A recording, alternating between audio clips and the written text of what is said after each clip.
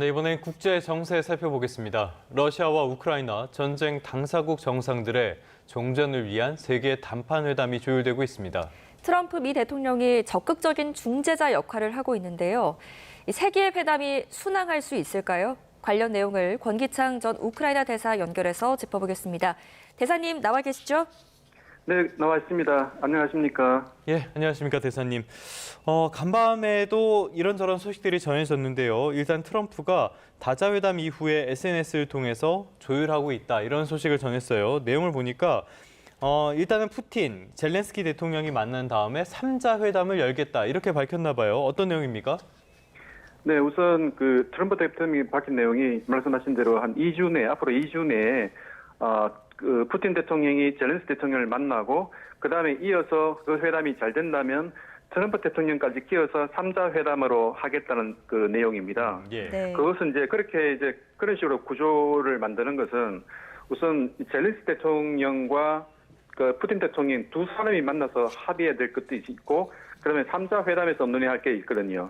그러니까 이 젤렌스키 대통령과 푸틴 대통령이 만나면 우크라이나의 영토 활용 문제가 집중적으로 토의될 것이고 그다음에 트럼프 대통령을 포함한 3자 회담이 되면 그것은 우크라이나의 안전보장 문제라든가 그다음에 또 트럼프 대통령이 또 중재해야 될 부분 그런 게 있기 때문에 이제 이 회담을 이 두 체제로 그렇게 구분한 것입니다. 네. 자, 트럼프가 어제 푸틴 대통령에게 직접 전화까지 걸어서 적극적으로 중재하는 모습을 보였는데 어제 이제 대사님께서 이 자리에 나오셔서 말씀해 주셨듯이 트럼프에게도 이번 이슈가 굉장히 정치적으로 자신에게도 중요한 이슈이다라고 평가를 해 주셨잖아요. 네.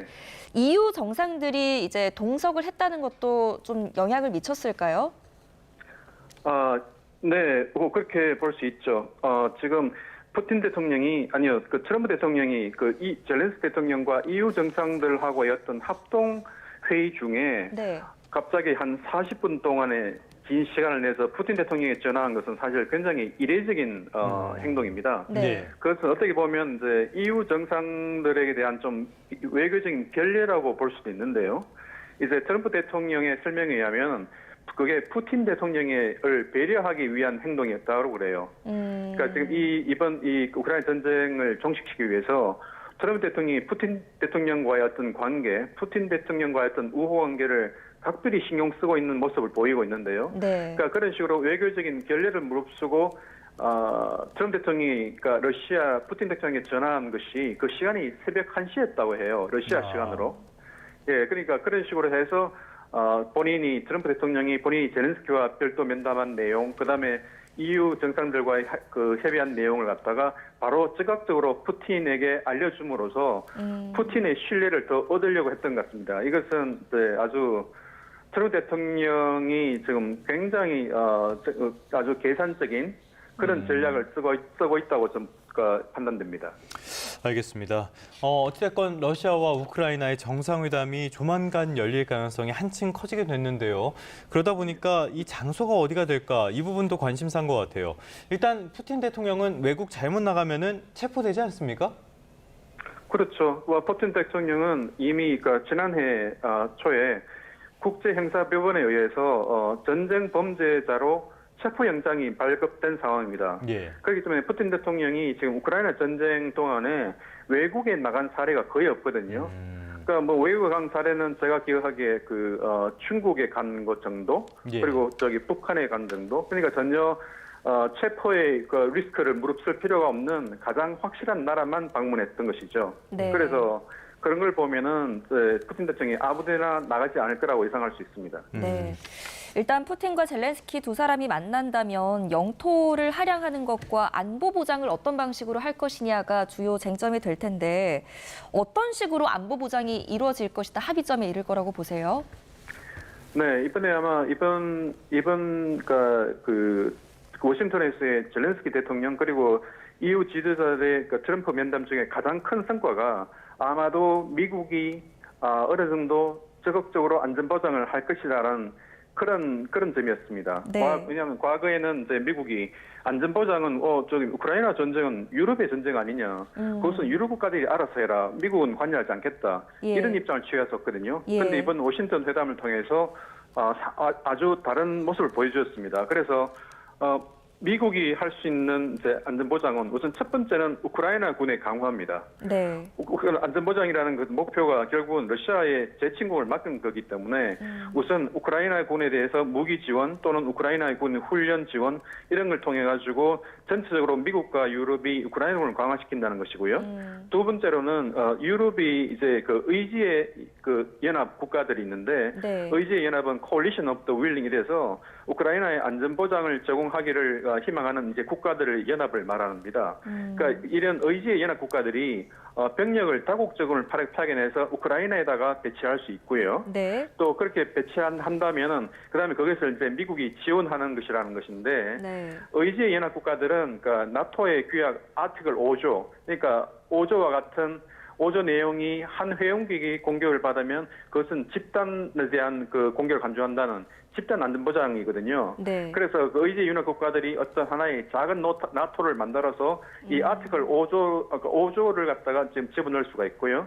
그다음에 거기서 미국의 역할은 트럼프 대통령이 지금 지시한 내용이라고 대변인이 밝혔는데 미국은 공정 지원 가능성을 얘기했습니다. 예. 말하자면 미국이 그 공정 지원이라는 건 예를 들어 뭐 패트리엇 시스템 같은 걸 해서 어떤 방공망을 제공할 수도 있고 그 다음에 이제 미국이 그 전투기 같은 걸 출격해서 유사시 어떤 공중전에 대해서 대비할 수 있다 그런 얘기인데 네. 어쨌거나 중요한 것은 미국이 안전보장에 대해서 아주 강한 의지를 보였다는 점 그것이 굉장히 중요한 부분입니다. 네, 어떤 방식이냐도 중요하겠지만 젤렌스키 대통령 입장에서는 이것이 깨어지지 않는 약속으로 행해질 것이냐도 굉장히 중요할 것 같습니다.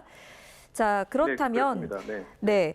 지금 이 트럼프 대통령이 젤렌스키 대통령과의 백악관 회담에서 우크라이나 지도를 걸었다 이런 소식도 전해지고 있습니다. 이거는 이제 영토 할양하는 것은 불가피하다 이렇게 무언의 압박이었다라고 봐도 될까요?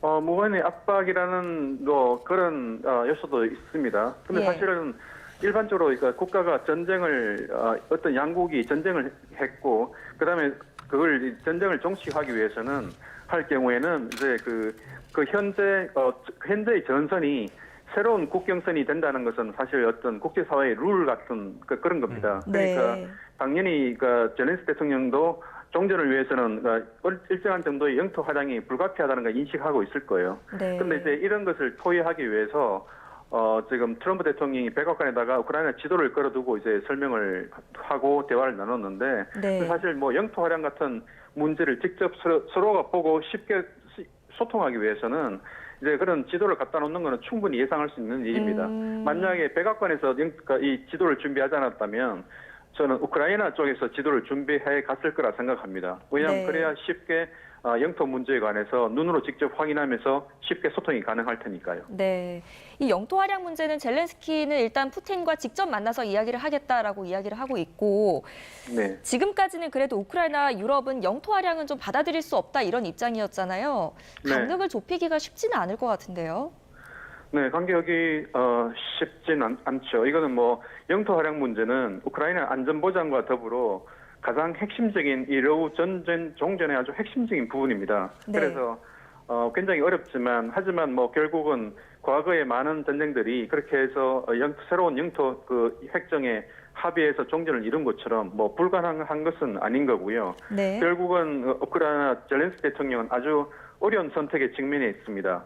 이제 국내적으로 영토 할양을 우크라이나 국민이 대부분이 반대하고 있는 상황에서 종전을 위해서 이제 그런 어려운 결정을 해야 되는 거거든요. 그래서 어떤 영토 획정은 이 푸틴 대통령이 요구하고 있는 그런 그대로 그러니까 영토 획정이 이루어지는 게 아니라 제 생각에는 우크라이나 젤렌스키 대통령 쪽에서 새로운 안을 만들어서 전달하고 그걸 해서 또 이렇게 협의를 하는 그런 과정이 좀 생길 것 같습니다. 네, 알겠습니다. 다음 주에 한미 정상회담이 예정되어 있습니다. 그리고 앞서 저희가 전해드렸듯이 우크라이나 러시아 단판 회담도 조만간 예정이 되어 있는데 우리 정부로서는 굉장히 중요한 시점에 이 한미 정상회담이 예정되어 있다는 점이 굉장히 주목할 만한데 북한과 미국과의 대화에서 우리나라가 패싱을 당한 채로 이게 이루어지지는 않을까 이런 우려도 나오거든요. 어떠한 외교적 노력이 필요하다고 보십니까? 네, 그런 패싱할 우리나라가 패싱될 가능성은 항상 있습니다. 이번에 그 트럼프 대통령이 알래스카 정상회담에서 푸틴 대통령의 입장을 굉장히 강하게 지지해 준 것만 하더라도 얼마나 이게 우리 한반도에서도 강대국 간의 어떤 합의가 우리 머리 위로 이룰 수 있다는 걸 항상 염두에 둬야 되거든요. 그래서 우리 같은 경우는 이번에 다음 주 있을 한미 정상회담에서 우리가 갖고 있는 이해관계, 우리가 갖고 있는 어떤 우려가 어떤 것인지를 트럼프 대통령에 충분히 설명할 필요가 있습니다. 네. 그렇게 함으로써 우리가 한국의 이해관계를 반영하지 않는 미국과 러시아 간의 어떤 합의, 모종의 딜 또는 미국과 북한 간의 딜을 막을 수 있는 그런 장치가 될 겁니다. 네, 알겠습니다. 자, 우크라이나와 러시아 간의 세기의 담판 회담이 예정되어 있습니다. 여기서 어떤 결과가 나올 것인지 저희도 한번 지켜보도록 하겠습니다. 지금까지 권기창 전 우크라이나 대사 연결해서 자세한 내용 짚어봤습니다. 잘 들었습니다, 대사님. 네, 감사합니다.